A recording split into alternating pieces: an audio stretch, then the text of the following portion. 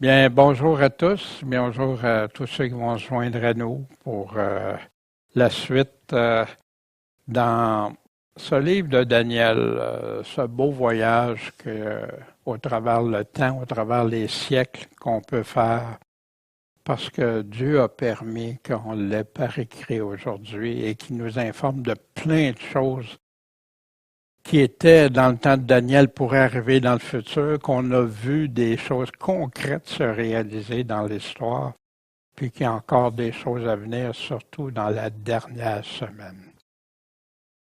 Que celui qui lit, il fasse attention, que Jésus nous dit. Bien, ce matin, on est rendu au chapitre 10 de Daniel. Le chapitre 10, qui se veut une continuité, puis aussi une introduction pour les prochains, les deux autres chapitres qui restent par la suite. Ce matin, on va voir un grand combat. La semaine dernière, bien, on avait vu Daniel, le chapitre 9, les versets 21 à 27, la prophétie des 70 semaines ou 70 périodes de cette année. C'est 70 semaines qui ont été déterminées sur ton peuple, sur ta ville sainte, pour enfermer la rébellion, sceller les péchés, expier l'iniquité, amener la justice éternelle, sceller la vision, sceller le prophète, puis oindre le Saint des Saints. Plusieurs choses qui ne se sont pas encore réalisées, mais ça va arriver dans la dernière semaine. On a vu aussi la confusion entre les calendriers modernes et les calendriers bibliques. Ce n'est pas le même temps. Dieu a donné des informations extraordinaires pour ceux et celles qui croient en lui, qui ont la foi quand il parle, puis qui attendent le retour de Jésus-Christ, le roi des rois. Puis la prophétie des 70 périodes de 7 ou 70 semaines est reliée au temps Israël que pour ceux et celles qui vont vivre au temps de la fin, où Jésus va venir établir le royaume éternel, puis ça regroupe sa première venue, puis sa deuxième venue, celle de Jésus-Christ, le roi des rois sur la terre. Mais le plus important de tout, à jamais oublier, quoi qu'on étudie dans la parole de Dieu, sommes-nous des vierges sages dans ce temps de la fin? Des serviteurs fidèles? Sommes-nous des brebis ou des boucs? Faisons-nous fructifier ce que Dieu nous a donné en lui demandant, tout en lui demeurant fidèles. Ça, c'est ce qui est important. Puis, on avait vu, je ne repasse pas tout ça, mais les 7 semaines, les 62 semaines, les 69 semaines, leur signification. Les semaines de Daniel qui ont été divisées en 3 parties. Puis le temps, on a vu dans le temps où ça se concrétise, puis cette fameuse dernière semaine, dernière 7 années qui va être séparée en 2, divisée en 2, qui ça ne peut être réalisé qu'à la fin, le temps où l'Antéchrist sera au pouvoir et que le retour du Seigneur pour venir établir son royaume.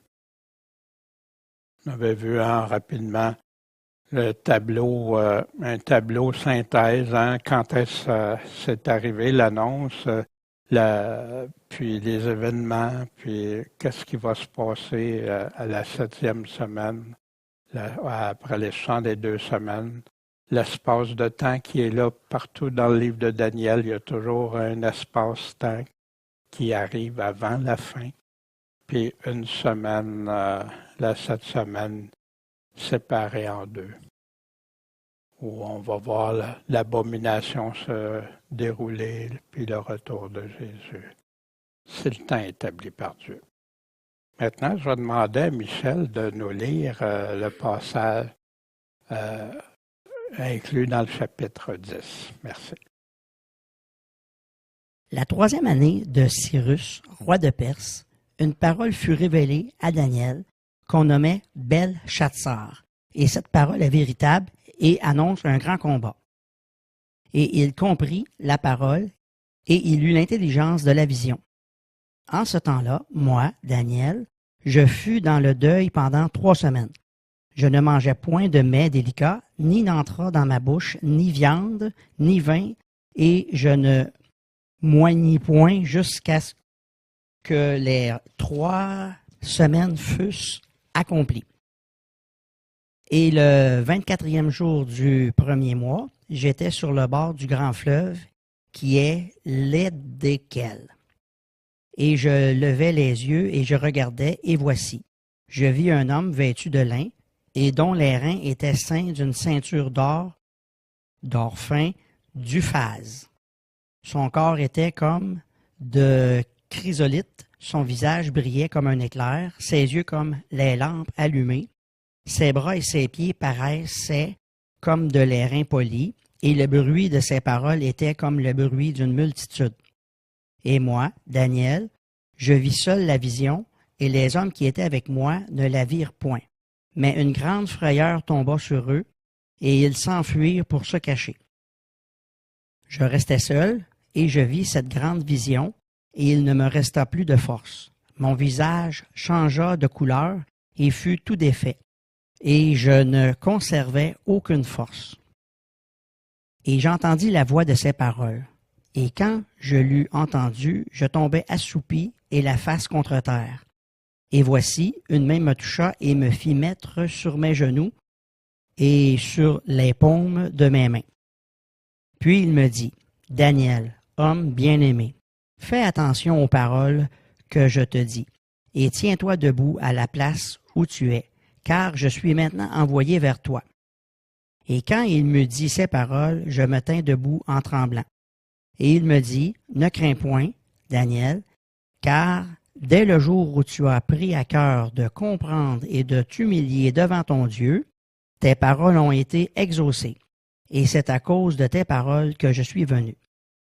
Mais le chef du royaume de Perse m'a résisté 21 jours, et voici, Michaël, l'un des principaux chefs, est venu à mon aide, et je suis demeuré là auprès des rois de Perse. Et je viens maintenant pour te faire entendre ce qui doit arriver à ton peuple dans les derniers jours, car la vision s'étend jusqu'à ces jours-là. » Pendant qu'il m'adressait ces paroles, je tenais mon visage contre terre et je restais muet. Et voici, quelqu'un qui ressemblait au Fils de l'homme toucha mes lèvres. Alors j'ouvris la bouche, je parlais et je dis à celui qui se tenait devant moi, « Mon Seigneur, par la vision, l'angoisse m'a saisi et je n'ai conservé aucune force. Et comment le serviteur de mon Seigneur pourrait-il parler avec mon Seigneur? Maintenant, il n'y a plus en moi aucune force et il ne me reste plus de souffle. » Alors celui qui avait l'apparence d'un homme me toucha de nouveau et me fortifia. Et il me dit, « Ne crains point, homme bien-aimé, que la paix soit avec toi. Prends courage, prends courage. » Et comme il me parlait, je repris courage et je dis, « Que mon Seigneur parle, car tu m'as fortifié. » Et il me dit, « Sais-tu pourquoi je suis venu vers toi? Et maintenant, je m'en retourne pour combattre le chef de Perse. Et quand je serai parti, voici, le chef de Javan viendra. Mais je t'annoncerai ce qui est écrit dans le livre de vérité, et il n'y a personne qui me soutienne contre ceux-là, sinon Michaël, votre chef. » Bien, merci beaucoup, Michel. On va maintenant regarder ça plus en profondeur, en détail. Puis ce chapitre-là, comme je vous disais, est l'introduction des 2 autres chapitres, une continuité de ce qui avait été dit avant au chapitre 8. Puis ça va compléter jusqu'au chapitre 12. La 3e année de Cyrus, roi de Perse, une parole fut révélée à Daniel qu'on nommait Belshazzar, on se souvient le nom qui avait été donné par le roi de Babylone, et cette parole est véritable. Elle est vraie, elle est fiable à 100%. Et annonce quoi? Un grand combat. Donc on va voir quel grand combat l'annonce. On va voir ça dans la suite. Mais jusqu'au chapitre 12, ce grand combat. Puis il a compris la parole puis a eu l'intelligence de la vision. Fait que cette partie-là, il va l'avoir bien compris.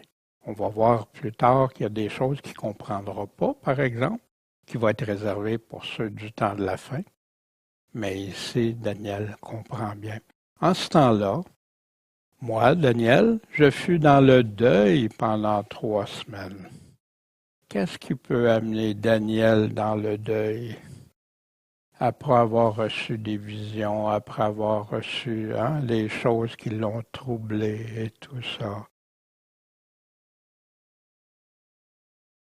J'ai pas mangé de mets délicats. Il n'y a rien.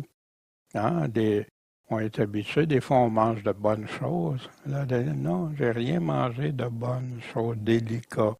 Il n'est pas entré dans ma bouche ni viande, ni vin. Puis je ne moignis pas ce oindre, c'était de l'huile des parfums, ces choses-là. Même pas ça, jusqu'à temps que les 3 semaines soient accomplies. Et le 24e jour du premier mois, on va voir ça, le premier mois, c'est quoi dans le calendrier biblique? J'étais sur le bord du grand fleuve qui est l'Hidékel. Ça aussi, on va examiner ce fleuve-là. Le premier mois, c'est le mois de Nissan. Vous vous souvenez, la crucifixion de Jésus, au 14 de Nissan, la fête de Pâques, le début de la fête des pains sans levain qui durait 7 jours. Fait que c'est le même mois, dans le même mois, pas la même année, mais le même mois. Puis Daniel avait jeûné, était dans le deuil pendant ce temps-là.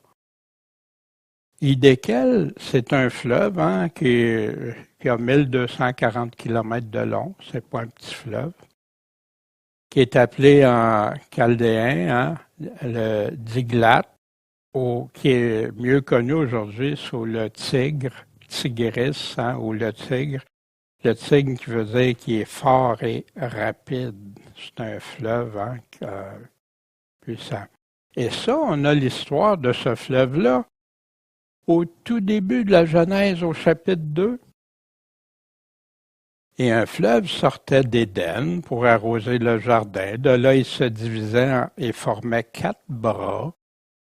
Le nom du premier, c'était Pichon, où se trouve l'or. Et l'or de ce pays est bon. Là se trouve le bdélion et la pierre d'onyx. Le second fleuve est le Gihon, qui est celui qui entoure tout le pays de Cosh. Et le 3e fleuve est l'Hidékel, justement où Daniel était. C'est celui qui coule à l'Orient ou à l'est de la Syrie. Puis là, il parle du 4e fleuve qui est l'Euphrate. L'Éternel Dieu prit donc l'homme et le plaça dans le jardin d'Éden pour le cultiver et le garder. Fait que tout ça remonte de loin. Ici, sur la carte, l'Hidékel ou le Tigre ou Tigris, ce fleuve qui va descendre, il descend jusqu'en bas, et Daniel était bien sûr avec le roi. Dans quel temps? Le roi des Mèdes et des Perses. Puis, vous vous souvenez, l'Euphrate, l'Euphrate qui va descendre lui aussi jusqu'en bas. Le temps des rêves et des visions dans le livre de Daniel, puis les endroits, juste se replacer dans le temps. Au chapitre 2, le roi qui était au pouvoir, c'était Nebuchadnezzar. C'est là la première vision de la statue. C'était la 2e année du règne du roi. Il était à Babylone. Au chapitre 7, vous vous souvenez les bêtes, l'ours, lion, etc. Belshazzar était le roi de Babylone, successeur, petit-fils, descendance. La première année de son règne, en 555, Daniel était à Babylone quand il y a eu cette vision-là. Au chapitre 8, le bouc bélier, la petite corne qui grandit, il était encore sous Belshazzar, mais c'était rendu la 3e année de son règne, en 552 avant Jésus-Christ. Il était à Babylone, puis on donne l'endroit précisément à Suse, la province d'Élam, près du fleuve d'Élaï, encore près d'un fleuve. Chapitre 9, pour les 70 semaines, il était sous le roi Darius, le roi des Mèdes, la première année de son règne, 538-539. On n'a pas l'endroit. Le chapitre 10, le roi, le chapitre nous dit que c'était Cyrus, le roi des Perses, mais la 3e année de son règne, en 535, puis il était où? Au grand fleuve Hidékel, le Tigre. Puis le chapitre 11, il va nous parler de Darius, le roi des Mèdes, qui est lui aussi dans son 3e année de règne. Puis remarquez les années, c'est en même temps ici. Puis ça va, la suite, on va reparler, les chapitres 12, va reparler du fleuve et tout ça, fait qu'on va revoir. Mais juste, de 603 à 535 avant Jésus-Christ. Fait que ça nous donne une idée. Daniel était très âgé en passant, là. Mais il nous parle qu'il va annoncer un grand combat. On va voir la suite du grand combat dans les chapitres 11 et 12. Mais aussi, il y a ailleurs qui nous parle d'un grand combat. On a dit que Daniel et la Révélation, l'Apocalypse, ont des liens ensemble. Il va paraître aussi un autre signe dans le ciel. Voici un grand dragon de couleur de feu ayant 7 têtes et 10 cornes sur ses têtes, 7 diadèmes. Sa queue entraînait la 3e partie des étoiles du ciel et les a jetées sur la terre. Puis le dragon s'arrêta devant la femme qui allait accoucher afin de dévorer son enfant quand elle lui a enfanté. Il y en a qui disaient que c'était Marie. Non, c'est pas Marie. S'il parle de la femme Israël, représentée l'épouse aussi dans le temps. Alors, elle enfanta un fils qui devait gouverner toutes les nations avec un sceptre de fer. Son enfant fut enlevé vers Dieu et vers son trône. Et la femme s'enfuit dans un désert. Puis pourquoi on peut affirmer que c'est pas Marie?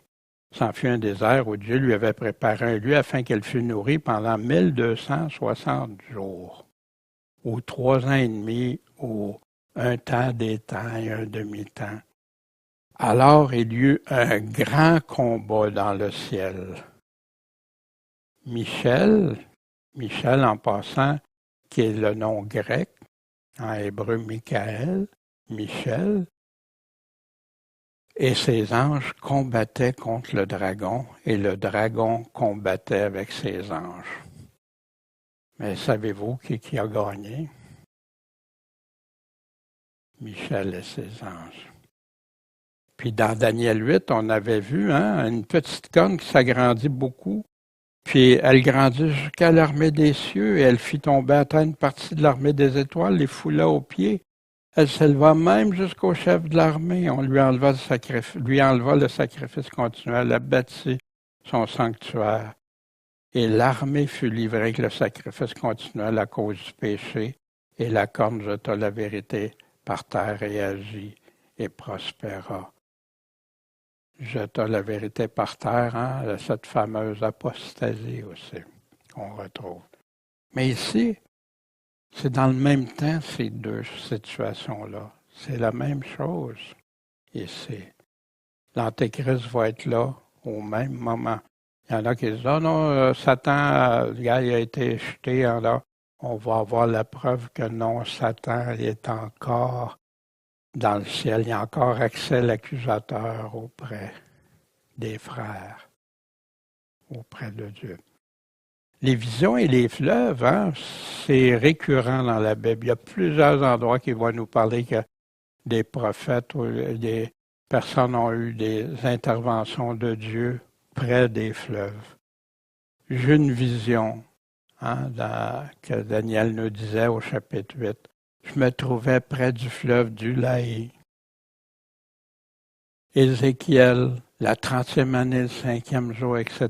Il donne des dates très précises. Ça aide parce que quand il y a des dates précises ou des temps, ceux qui disent non, non, ça c'était pas là, non, tu peux retracer. Quelqu'un qui veut la vérité peut retracer avec des faits historiques. Mais il était près du fleuve de Kébar. Les cieux s'ouvrirent et je vis des visions divines. Hein? Fait que la parole lui est adressée près du fleuve de Kébar. C'est là que la main de l'Éternel fut sur lui. On a dans Ésaïe une prophétie relativement avec des fleuves encore. Il lèvera sa main sur le fleuve avec un souffle terrible. Il partagera en 7 ruisseaux. Il fera qu'on peut s'y passer avec des chaussures.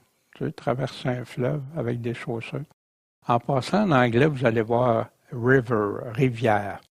Parce qu'en français, on a une distinction, on peut rajouter le mot fleuve, ce qu'il n'y a pas en anglais. Le 6e ange versa sa coupe sur le grand fleuve de l'Euphrate. Quand est-ce que ça va arriver, ça? On a ça dans la Révélation au chapitre 16 pour l'Armageddon, où un lieu où ils vont se réunir pour tout l'équipement militaire, puis stratégie, tout ça. Puis pour laisser passer l'armée des 200 millions qui viennent de l'Est. Son eau sécha, fleuve de l'Euphrate, pour que le chemin des rois de l'Orient fût préparé. Puis il y a plusieurs autres. Mais c'est intéressant, je pensais que c'était quelque chose d'intéressant, des fois, à tenir compte quand on lit nos passages. Et Daniel continue, puis je lève les yeux, puis je regarde. Puis voici, je vois un homme vêtu de lin, et dont les reins étaient ceints d'une ceinture d'or fin d'Uphaz. Wow, tu vois pas ça tous les jours. Son corps était comme de chrysolite. Son visage brillait comme un éclair. Ses yeux comme des lampes allumées. Ses bras et ses pieds paraissaient comme de l'airain poli. Puis le bruit de ses paroles, c'était comme le bruit d'une multitude. Daniel décrit dans ses mots qu'il connaît, de décrire la personne qui était devant lui. Hein, les yeux comme des lampes allumées, hein? Ça brillait. Ses bras et ses pieds comme de l'airain poli, c'était éclatant.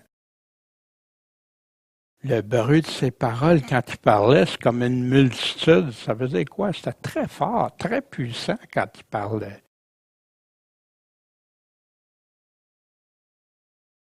Et on va le revoir dans le chapitre 12, versets 6 et 7, et on dit à l'homme vêtu de lin qui était au-dessus des eaux du fleuve, quand est-ce que ça va être la fin de ces merveilles? Hein? Merveilles inclut ces affaires extraordinaires, ça ne veut pas dire que tout est merveilleux comme certains peuvent le comprendre.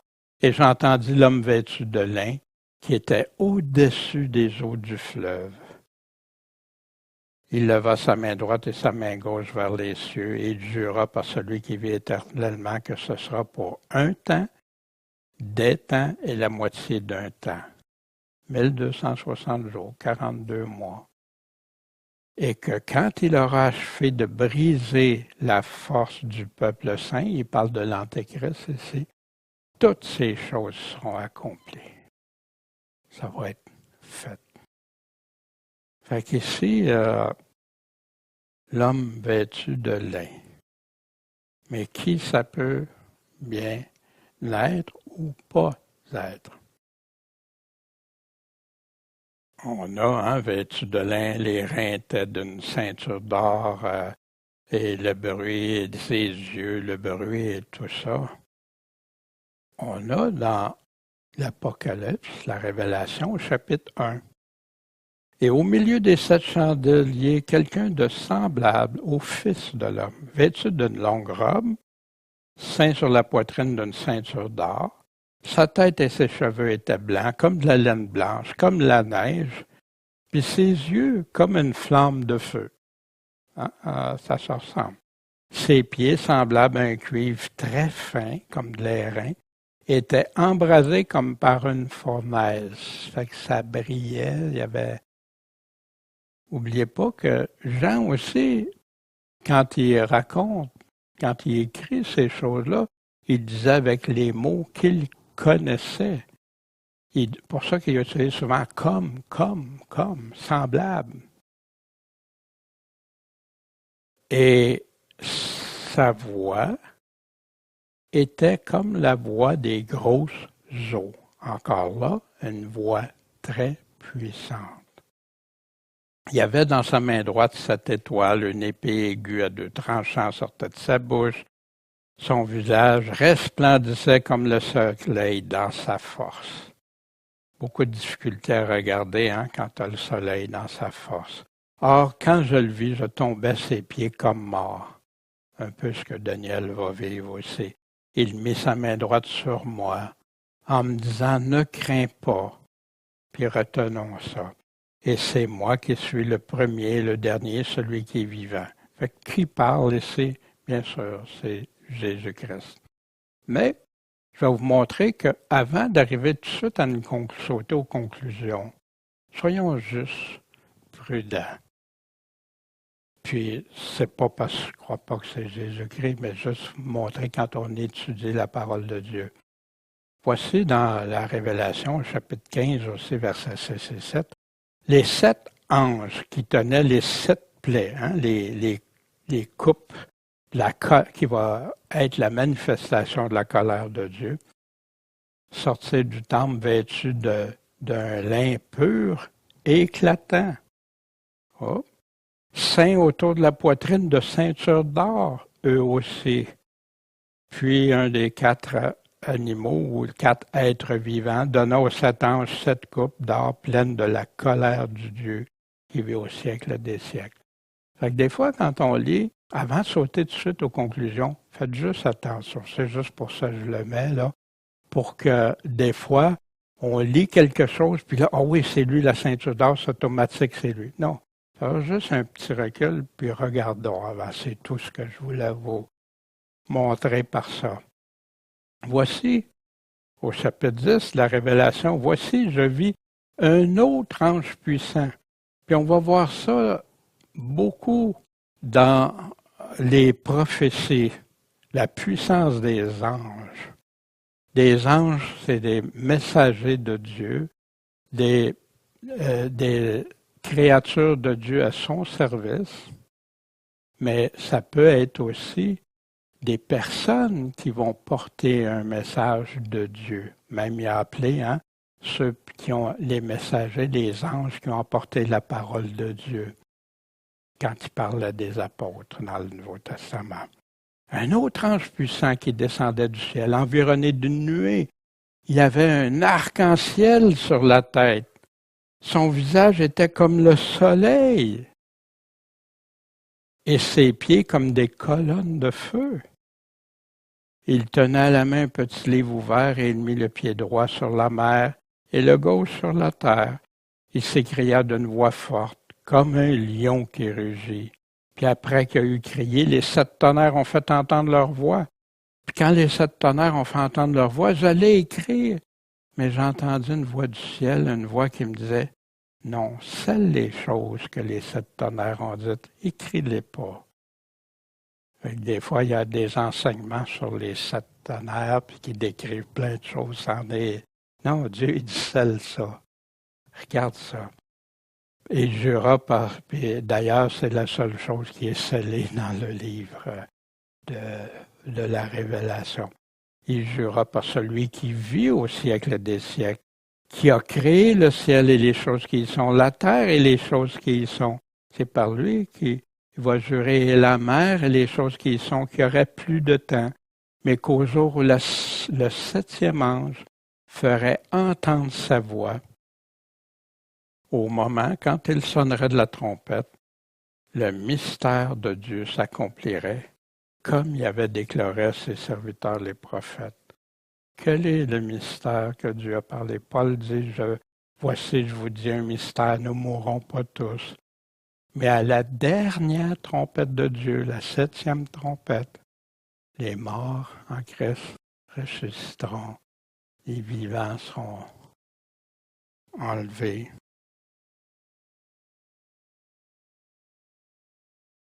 Donc, oui, il y a Jésus-Christ, mais il y a aussi, souvent, faire attention, il y a les anges qui souvent vont ressembler à Jésus-Christ, soit dans leur façon d'être habillés, ou la façon que ceux qui les voient les perçoivent. Fait que juste amener une chose. Et malheureusement, il y en a qui ont parti des religions et des dénominations avec ça, avec des visions d'anges, que la Bible nous dit de faire attention, surtout pour les derniers temps. Fait que soyons prudents. Donc, quand ça vient de Dieu, ça vient de Dieu. Mais d'autres visions, soyons très prudents. Et moi, Daniel, je vis seul la vision. Les hommes qui étaient avec moi, ils ne voient pas eux autres.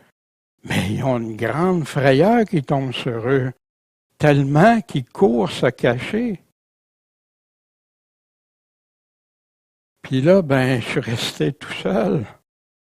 Puis je vis cette grande vision, mais il me restait plus de force. Mon visage a même changé de couleur, puis il était tout défait. Wow, qu'est-ce qui peut faire que notre visage se déforme, puis qu'on change de couleur? Puis je conservais aucune force. Puis c'est souvent le cas avec les prophètes qui sont mis en contact avec des visions ou des rencontres. Souvenez de Moïse, la peur qu'il y a eu. Zacharie, Daniel, Ésaïe, etc. C'est rempli de prophètes qui ont eu peur. Quand, dans le Nouveau Testament, à Joseph, à Marie, à Zacharie, etc. À Jean, l'apôtre Jean, dans la Révélation. Mais ça nous fait penser à Paul, hein? Quand Paul il a eu sa vision du Seigneur, quand il s'en allait à Damas pour aller emprisonner des chrétiens ou même pire. Tout d'un coup, une lumière venant du ciel resplendit comme un éclair autour de lui. Puis étant tombé à terre, il a entendu une voix qui dit « Saul, Saul, pourquoi me persécutes-tu? Qui es-tu, Seigneur? Je suis Jésus que tu persécutes. » Alors, Paul, bonjour, Seigneur. Non. Alors, tout tremblant et effrayé.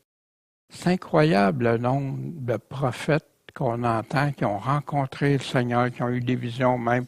Il y en a une prophétesse d'une dénomination, son ange accompagnateur, chez les témoins de Jéhovah aussi, il y a eu aussi les Mormons. Ils ont tous rencontré des anges. Puis là, c'était wow, tu sais, ils ont eu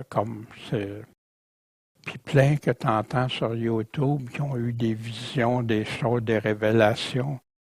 C'est drôle, ils n'ont pas la même réception. Ça n'a pas le même effet sur eux, les visions qu'ils entendent. C'est souvent même très positif ou pour annoncer des catastrophes qui ne se réalisent souvent même pas.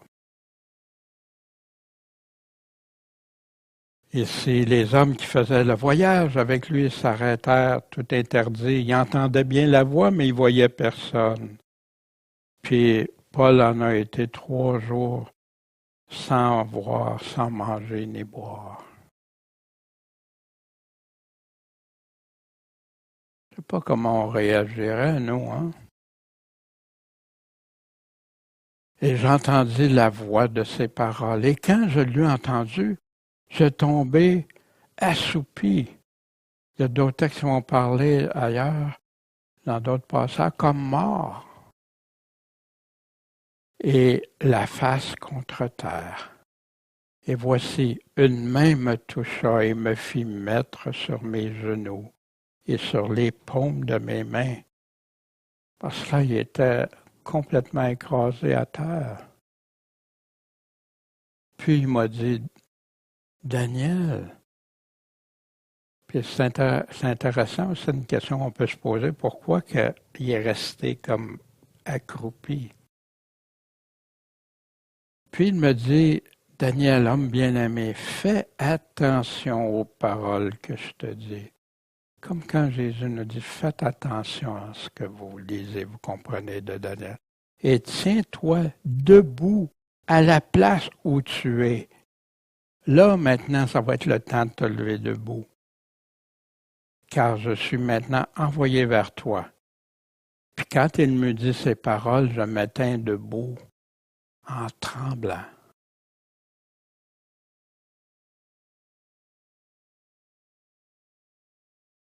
Quand Paul nous raconte encore cette vision qu'il a été seul à voir, puis qu'il y avait une grande frayeur, hein, quand il a vu cette lumière aussi plus éclatante encore que le soleil, puis que tous sont tombés par terre, puis qu'il entendait la voix qui lui parlait, puis que Dieu il a dit, je t'ai choisi d'entre les peuples et les gentils, et je t'envoie vers eux maintenant pour leur ouvrir les yeux, pour les faire passer des ténèbres à la lumière et de l'empire du royaume de Satan à l'empire de Dieu, le royaume de Dieu.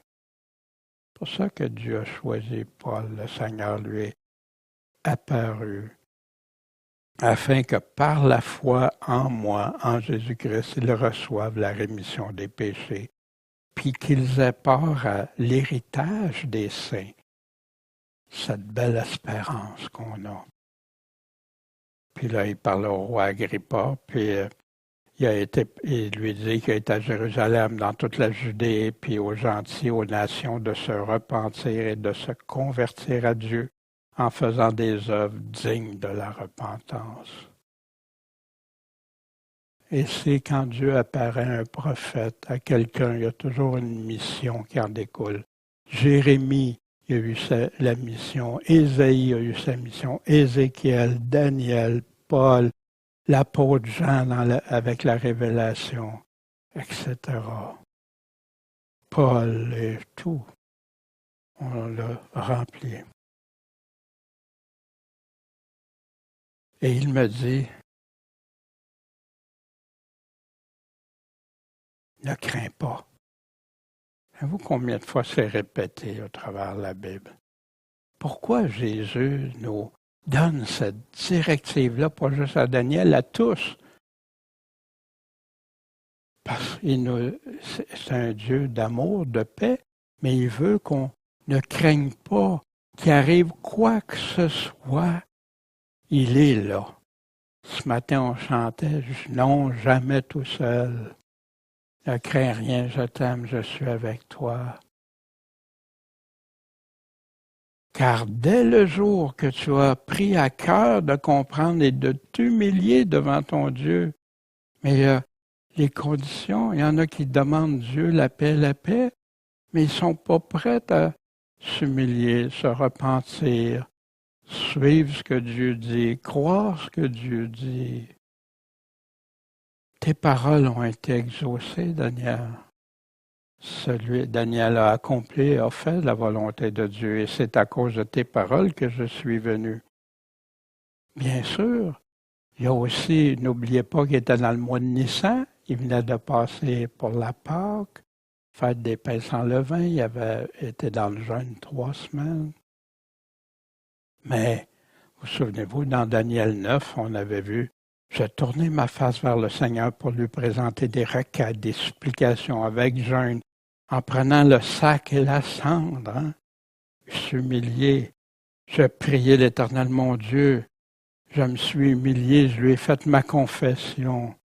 Ah, Seigneur Dieu grand et redoutable, qui garde l'alliance et la miséricorde à ceux qui t'aiment et qui observent tes commandements. Vous vous souvenez, on avait vu ça. Mais certains pensent que ça, c'est surtout dans l'Ancien Testament. Mais allons voir ceux qui t'aiment, qui gardent tes commandements. Bien qu'étant fils, a appris l'obéissance des choses qu'il a souffertes et ayant été rendu parfait, il est devenu l'auteur du salut éternel. Il est devenu l'auteur de notre vie éternelle. Mais pour qui? Pour ceux qui lui obéissent. Jésus qui dit, si quelqu'un m'aime, il va faire quoi? Il va garder ma parole. Il va mettre en pratique ma parole. Il va mettre en pratique, c'est quoi sa parole? Ses commandements. Le Nouveau Testament est rempli de ses commandements. Et mon Père l'aimera et nous viendrons à lui, puis nous ferons notre demeure chez lui. Mais celui qui m'aime pas, fait qu'il y a celui qui l'aime, puis celui qui l'aime pas. C'est quoi la différence? Il garde pas ses paroles, il garde pas ses commandements. Puis beaucoup prêchent aujourd'hui que si tu dis que pour être sauvé, tu dois obéir à ses commandements, c'est être légaliste. C'est faux. C'est pas ce que Jésus nous enseignait. C'est un évangile tronqué. Puis j'ai déjà cru ça parce qu'on m'avait enseigné ça. Mais je ne pouvais pas distinguer l'obéissance des commandements. Qui je vais écouter les hommes qui m'ont dit que obéir aux commandements de Jésus, c'est pour être sauvé, c'est vouloir être légaliste, alors que la Bible, l'auteur du salut éternel pour tous ceux qui lui obéissent. Jésus qui dit que si tu bâtis ta maison sur le sable, grande va être ta ruine.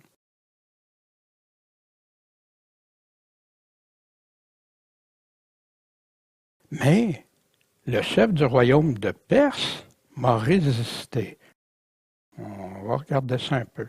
Il m'a résisté 21 jours. Et voici, Michaël, l'un des principaux chefs, est venu à mon aide, puis je suis demeuré là auprès des rois de Perse.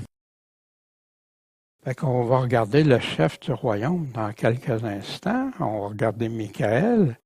Mais avant, comment ça se fait qu'il a résisté 21 jours? Exactement le même temps que Daniel a jeûné, prié, s'est humilié devant Dieu. Intéressant.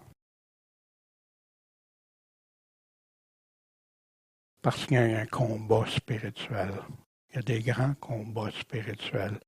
Puis moi, j'ai la conviction que, parce que si l'homme vêtu de lin ne pouvait pas venir lui parler, c'est parce qu'il y avait un combat. Il ne voulait pas que ni Daniel, ni le reste aient ces choses qu'il va nous annoncer du reste.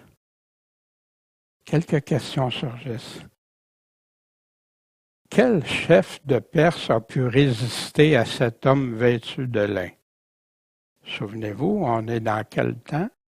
Dans le temps de Darius et de Cyrus.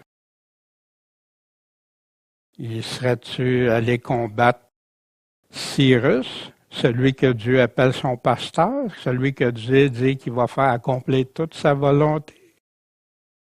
Ou à Darius, qui a tout fait pour sauver Daniel, puis qu'après il a écrit un décret d'aimer Dieu, de servir de Dieu? Je pense pas. Puis habituellement, moi, je suis quelqu'un qui aime beaucoup, avant d'interpréter, d'aller voir toujours le littéral avant. Puis après, par contre, si le texte me dit que c'est une image comme, ou un symbole, ou autre, ben là, je vais aller voir. Mais voici ici. Puis une autre chose, c'est que l'homme vêtu de lin est resté auprès des rois. Il est retourné, il est resté après. Après qu'il va avoir donné l'explication à Daniel. Puis au verset 20, s'il va retourner combattre le chef de Perse, puis quand je serai parti, voici le chef de Javan viendra, de la Grèce. Ça, c'est 200 ans plus tard. Qu'est-ce qui se passe? Bien, moi, j'ai la conviction que c'est un combat d'ordre spirituel, combat céleste, mais qui va avoir des répercussions terrestres.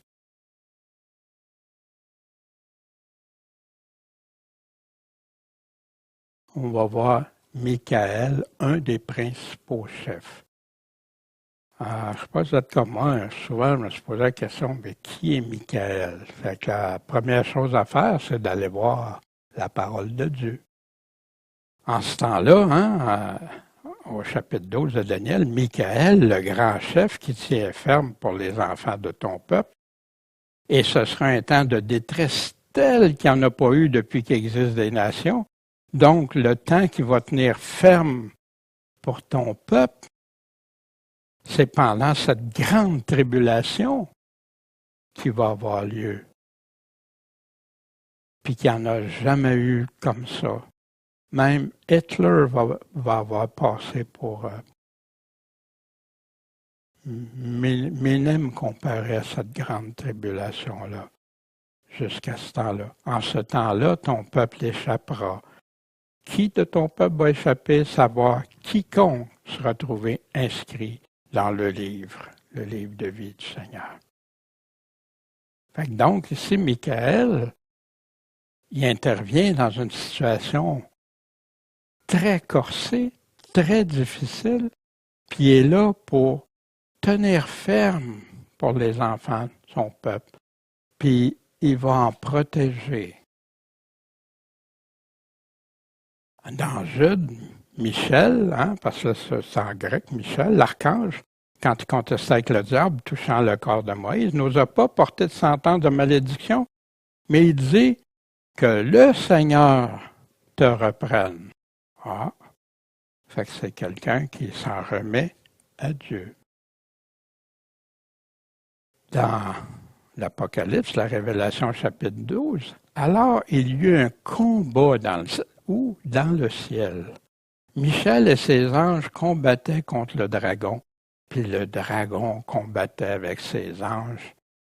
Puis la suite, c'est qu'ils vont être précipités, le dragon, sur la terre. Il n'aura pas gagné.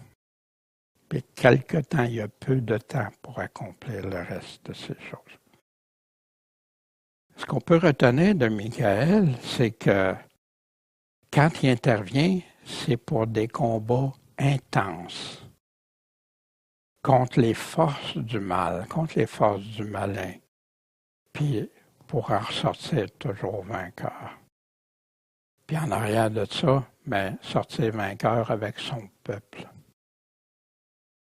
Ceux qui l'aiment et ceux qui l'aiment. Maintenant, on ne répond pas à tout, parce qu'il y a des choses, moi j'aimerais ça dire, c'est exactement ça, mais je suis prudent. J'ai une opinion de fait, mais je suis prudent parce qu'on a la responsabilité quand on enseigne c'est pas nos opinions, nos théories ou ce que je pense. Ce qui est important, c'est ce que la Bible nous dit. Fait que je fais attention pour aller aussi des fois au-delà de la Bible. Mais je ne veux pas aller en deçà non plus. Le chef, prince du monde,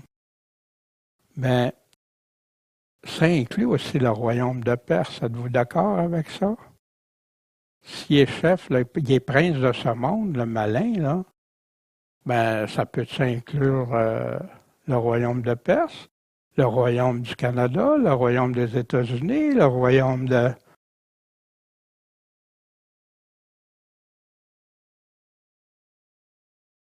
Le prince, le chef de ce monde, l'accusateur, dans Zacharie, Satan se tenait à droite pour s'opposer à lui.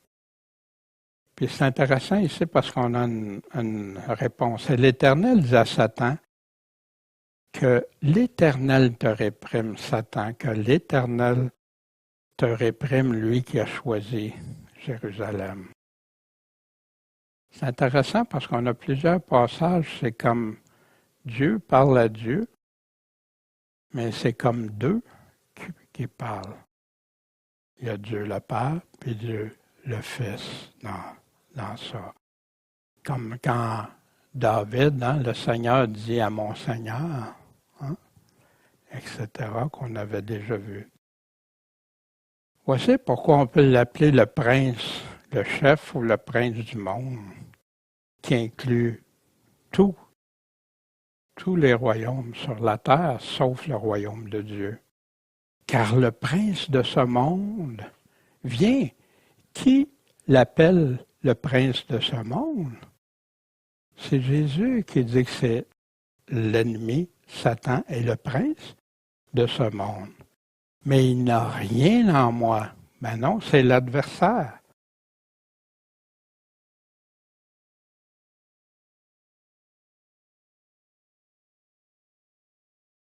Donc, nous avons voulu une et même 2 fois aller chez vous.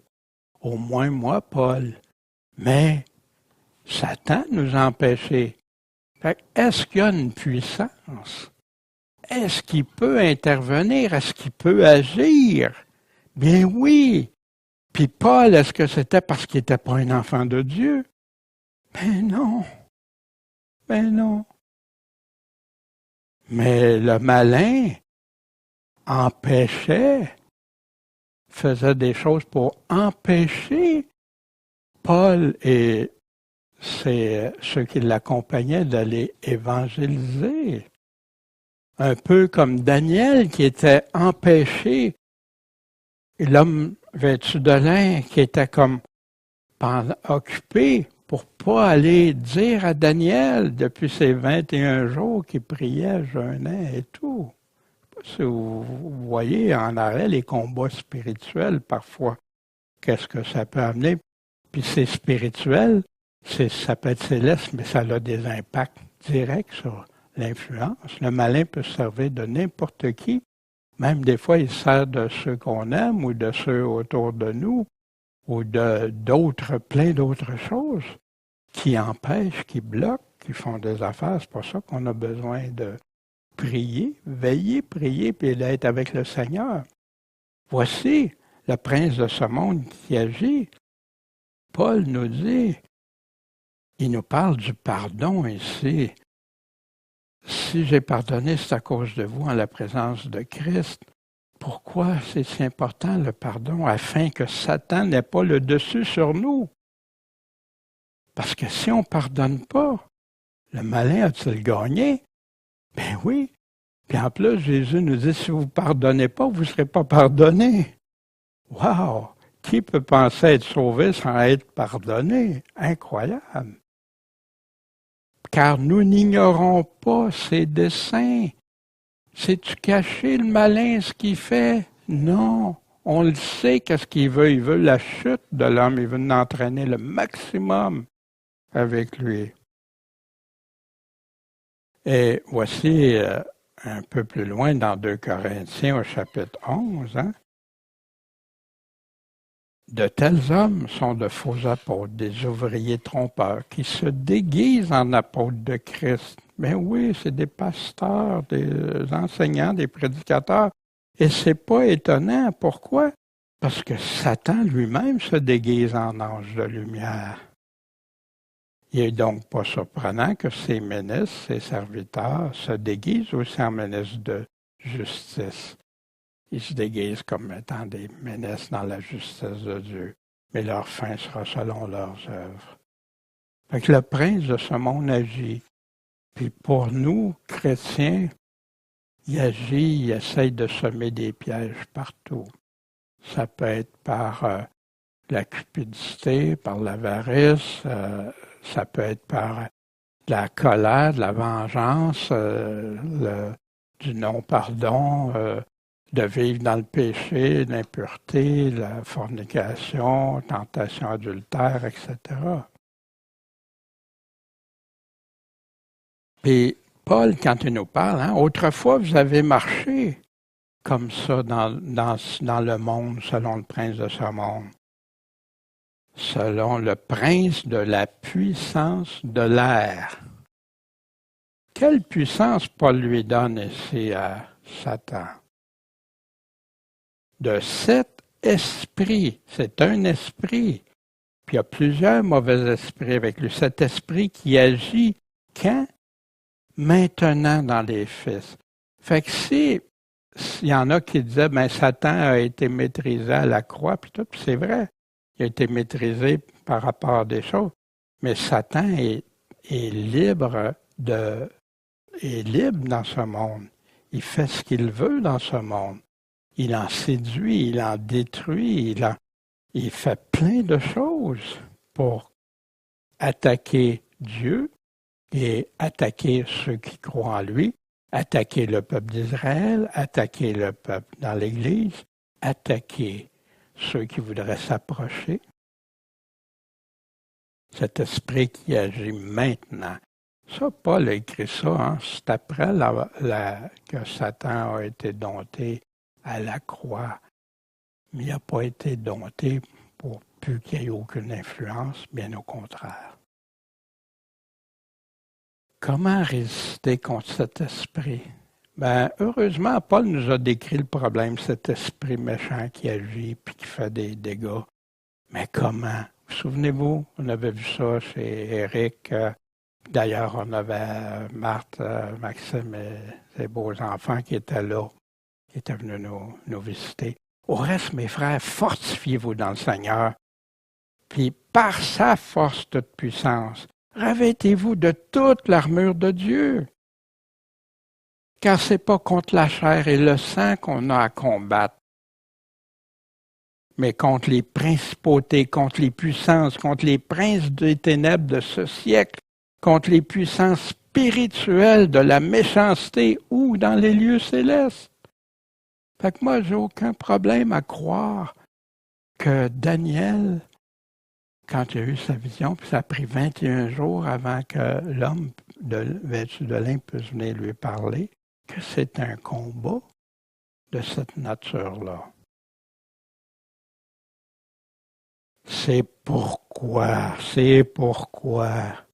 Prenez toutes les armes pour résister dans le mauvais jour, puis qu'après tout ça, après avoir tout surmonté, tu demeures ferme, tu restes ferme, t'abandonnes pas. Donc, soyez ferme. Comment? Avec la vérité qui commence en premier, la justice de Dieu, le zèle de l'Évangile, le bouclier de la foi sans laquelle on ne peut pas plaire à Dieu. Est-ce qu'on a la foi? Est-ce qu'on le croit quand il parle, quand il a fait écrire des choses? Par ce moyen-là, tu auras la capacité d'éteindre les traits enflammés du malin, le casque du salut et l'épée de l'esprit qui est la parole de Dieu, puis prier en toute persévérance. Veillez et priez. On a tout pour résister. Est-ce qu'on le fait? Et je viens maintenant pour te faire entendre ce qui doit arriver à ton peuple quand? Dans les derniers jours. Parce que la vision s'étend jusqu'à ce temps-là. Fait qu'encore là, on va voir dans les chapitres qu'est-ce qui va se produire du temps à partir de Daniel et suivant. Pendant qu'il m'adressait ces paroles, je tenais mon visage contre terre. Je restais muet. Puis au dernier jour, les enfants d'Israël attendront pendant beaucoup de jours, sans roi, sans prince, sans sacrifice, sans statue, éphod ou téraphim. C'est exactement ce qui se passe depuis la destruction de Jérusalem en 70. Après cela, les enfants d'Israël reviendront, rechercheront l'Éternel leur Dieu. Et David, le fils de David, Jésus, fils de David, leur roi. Ils viendront avec crainte à l'Éternel et à sa bonté quand? Au dernier jour. Quand Jésus nous parle, quand il va poser les pieds sur le mont des Oliviers, qui vont le reconnaître. Jésus nous a tout dit au sujet des derniers jours. Matthieu 24 et 25, Marc 13, Luc 17, puis chapitre 21 aussi. Puis dans sa révélation, l'Apocalypse, par ses apôtres, en plus des multiples prophéties de l'Ancien Testament, tu nous as tout prédit, tout annoncé. Ce qui doit arriver, on l'avait dans Matthieu 24, 15. Au dernier jour, vous verrez quand vous verrez dans le lieu saint l'abomination de la désolation, on va revenir à ça, des explications complètes, que celui qui lit fasse attention à ce que le prophète Daniel a parlé. Alors que ceux qui sont où? Dans la Judée, Hein, quand il parle ici de ton peuple s'enfuit, c'est pas tout le monde partout sur la terre qui auront nécessairement à s'enfuir. Mais ici, elle dit, puis c'est là qu'il va y avoir une grande affliction, une grande tribulation qu'il n'y a jamais eu depuis jamais. Puis que si ces jours-là n'avaient pas été raccourcis, abrégés, aucune chair serait échappée. Mais à cause des élus, ils vont être abrégés, puis le maximum, c'est 1260 jours, à partir du milieu de la semaine. Puis nous autres, qui ne sont peut-être pas à Jérusalem ou à Judée, sache que dans les derniers jours, il va y avoir des temps difficiles. Les hommes vont être le moi, l'ego, épris d'eux-mêmes. Ils aiment l'argent, vanité, vin, orgueilleux, médisants, parlent contre tout le monde, rebelles aux parents, ingrats, dans l'impiété, sans affection naturelle, durs, calomniateurs, sans contrôle, cruels, ennemis des gens de bien, traîtres, vont trahir les uns les autres, emportés, enflés d'orgueil, aimant le plaisir et la volupté plutôt que Dieu. Mais ils ont l'apparence de la piété. Fait qu'il est en train de parler de ceux qui se disent chrétiens ici, mais en ayant renié la force, ayant renié Jésus-Christ, la parole de Dieu. Éloigne-toi aussi de ces gens-là. Et voici quelqu'un qui ressemblait au Fils de l'homme, toucha mes lèvres.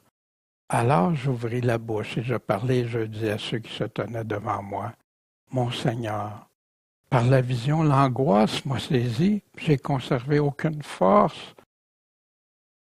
L'angoisse, ouais, ça fait peur. Ça t'arrive-tu quand tu les prophéties, surtout les premières fois, d'avoir peur, d'être bouleversé? Et Daniel, lui, il a reçu ça en live. L'apôtre Jean aussi et plusieurs autres qui ont eu des visions du futur, qu'est-ce qui arrivait. Tellement qu'il en a été malade, puis il n'y avait plus aucune force. Puis comment le serviteur de mon Seigneur pourrait-il parler avec mon Seigneur? Maintenant, il n'y a plus en moi aucune force, il ne me reste plus de souffle. Je peux même pas, j'ai même pas la capacité.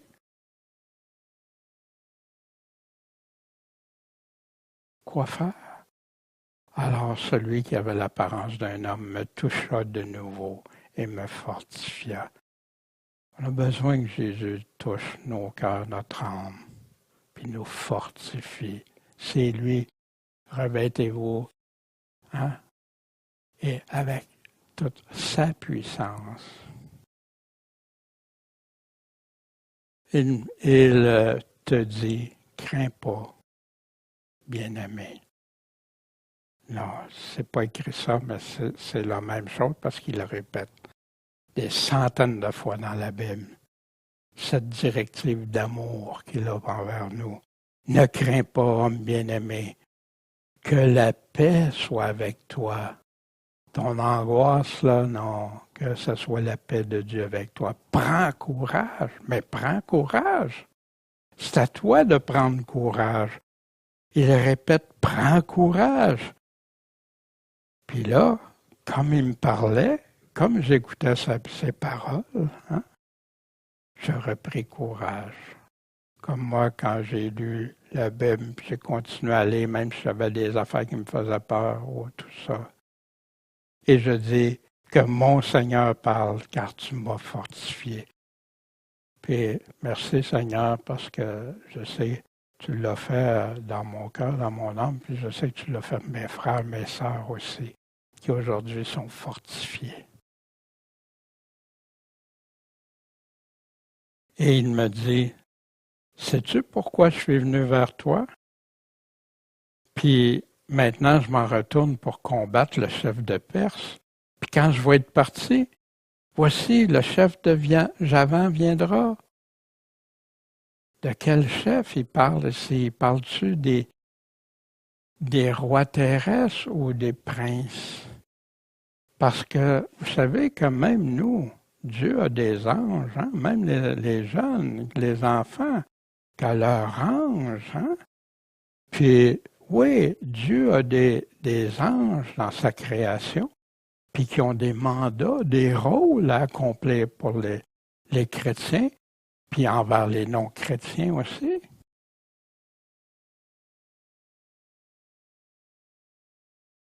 Mais je t'annoncerai ce qui est écrit où? Dans le livre de vérité. Qu'est-ce que le livre de vérité? Nous, on a le livre de vérité aujourd'hui au complet. Puis là, il rajoute, il n'y a personne qui me soutienne contre ceux-là, sinon Michael. Puis là, il dit, votre chef. Tantôt, un des principaux chefs, Michael. Là, il dit, mais Michael, là, il est désigné, c'est votre chef. Intéressant.